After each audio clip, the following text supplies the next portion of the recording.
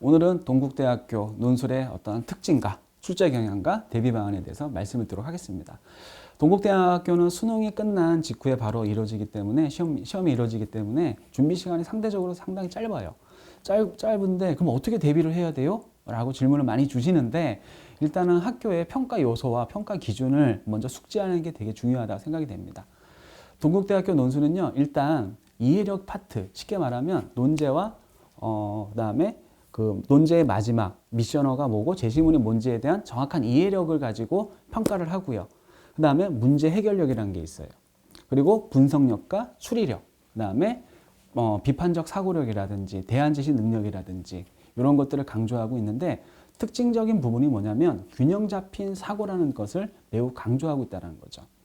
균형 잡힌 사고라는 것은 뭐냐면 입장이 두 가지가 있을 때 그 입장 두 가지를 가지고 어느 한쪽에 손을 들어주는 것이 아니라 이 둘에서 균형 잡힌 시각으로 내가 쉽게 말하면 핸들링을 할 수 있냐는 거겠죠. 이쪽 편을 드는 것도 아니고 저쪽 편을 드는 것도 아니고 이것을 얼마나 균형 잡힌 시각으로 나의 논리로 풀어낼 수 있냐라는 것이 균형 잡힌 시각이라고 말씀드릴 수 있습니다.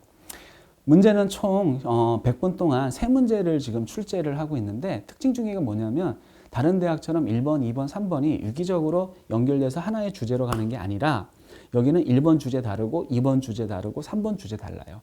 이 말은 뭐냐면 동국대학교 자체의 논술의 형태나 형식이나 어떤 주제가 매우 다양함을 보여주고 있다는 것을 알고 계시면 될 것 같아요.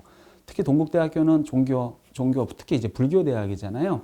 그래서 사회적 약자라든지 다문화주의라든지 어떠한 다양성이라든지 여성이라든지 빈곤 문제라든지 이런 쪽에 관심이 상당히 많고요. 경제, 정치, 민주주의 세계화 정말 총 주제를 총망라해 가지고 나오기 때문에 어떠한 주제가 나올 거라고 예상하는 것은 매우 어렵다라고 보시면 될 것 같아요.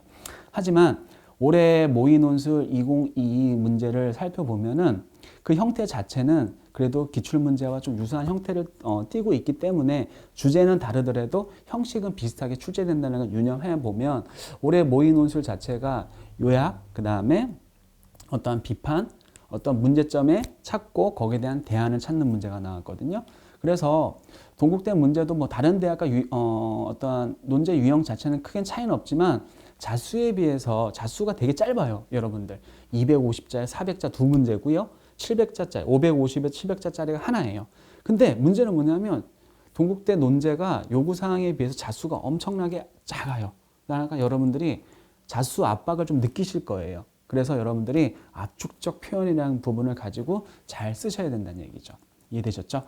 그리고 동국대 논술 특징 중에 하나가 계열별 출제가 되는데 뭐 인문원, 인문투인데 사실상 이거는 인문원은 인문 계열을 지원한 친구들이 응시하는 거고 인문투는 사회과학 쪽 친구들이 지원하는 건데 특징이 좀 있다라고 하면은 인문원은 약간 주제가 윤리적이고 인문과학적인 어떤 주제가 주어지는데 문학 작품이 상대적으로 적게 출제되는 반면에 인문투 같은 경우는요 사회과학 어떠한 주제가 좀 많이 나오겠죠. 대신에 문학 지문이 오히려 인문원보다 좀 많이 출제된다는 게 특징점이에요. 그게 좀 다른 점이라 볼 수 있겠죠. 그리고요 논제 유형을 좀 살펴보자면 그래도 동국대에서 강조하는 게 비교를 통한 제시문 요약이 되게 중요하다라고 얘기를 하고 있고요. 그 다음에 화제를 적용할 수 있는 설명과 비판, 그 다음에 견해와 대안 제시 유형 크게 3가지가 나와 있는데 반드시 여러분들이 중요한 것은 제가 볼 때는 3번 문제에서 뭔가 대안을 쓰거나 견해를 쓰는 문제가 나왔을 때 어떻게 접근해야 되는지 그 말씀을 좀 드릴게요. 변별 지점이라고 볼 수가 있겠죠. 어떻게 하면 채점자의 시선 안에 들어갈 수 있을까라는 것을 고민해 본다면 예전에 동국대 이런 문제가 나온 적이 있어요. 제주도에 우리 해군기지를 만들어야 돼. 뭐 강정마을에 이런 문제가 있었는데 근데 거기에 살고 있는 마을 사람들의 소박한 기억의 재생을 살리기 위해서는 이 해군기지를 지어서는 안 된다는 어떠한 그 갈등 상황의 어떤 지문이 출제된 적이 있어요.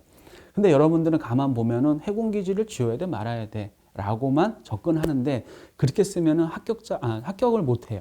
채점자의 시선에 들려면 어떤 거냐면 사례 제시문 안에서 여러분들이 특별한 원리를 끄집어내야 돼요. 보세요.